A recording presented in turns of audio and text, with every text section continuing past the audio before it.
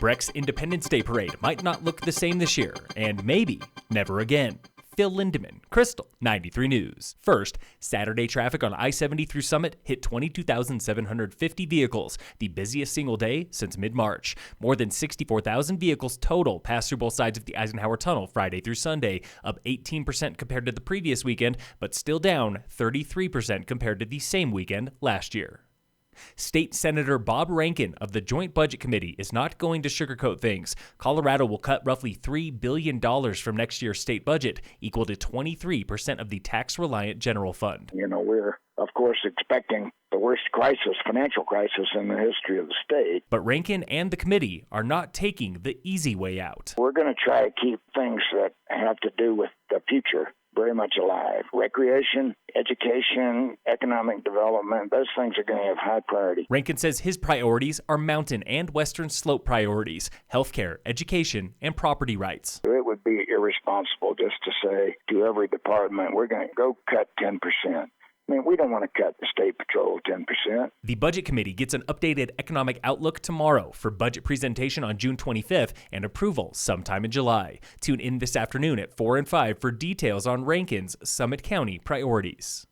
Authorities closed South Adams Avenue in Silverthorne yesterday for a tense 15 minutes when a fisherman found a box marked explosives on the banks of the Blue River about 1,000 yards downstream from Dillon Dam. Summit County Sheriff confirms the box was empty. An investigation is pending through Silverthorne PD with no word yet on where the box came from. South Adams was closed from 4:45 to 5 p.m.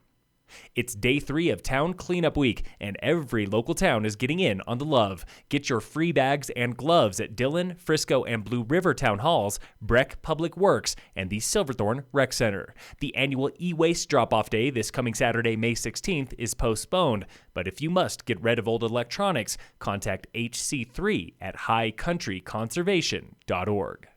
Shops and services countywide are slowly returning, including Summit Stage bus service to Leadville and Fairplay. Both routes run twice daily now, starting today, with 10-person limits and face masks. It's also opening day of hourly service on the Frisco to Boreas Pass route and Frisco to Keystone, with stops in Silverthorne and Dillon.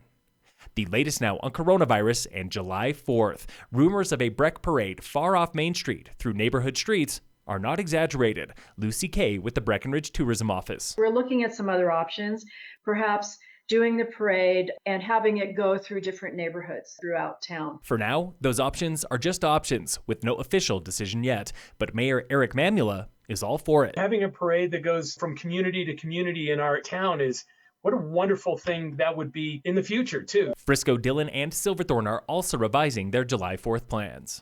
Summit County confirms 172 cases of COVID-19 as of last Friday, with 3 new cases since Thursday, 2 fatalities, and 996 patients tested. Colorado claims 19,375 cases and 967 fatalities. And now a headline from the COVID-19 Twilight Zone, where, in week 7 of national shutdown, an anonymous bidder has paid $492,000 for a baseball card. ESPN reports the card from 1910 sold last week, and it's a bona fide collector's item with a black and white image of shoeless Joe Jackson from New Orleans. A Honus Wagner card from the same era sold for $1.35 million last year. Avalanche danger is generally low today in the Summit Eagle County zone and across the state with cool temps and cloud cover. Expect another good freeze tonight with maybe a few inches of fresh snow up high.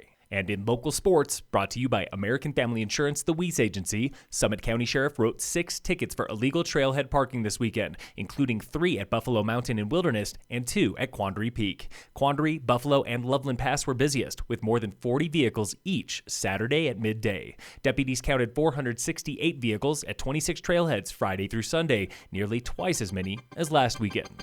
Phil Lindeman, Krystal, 93 News.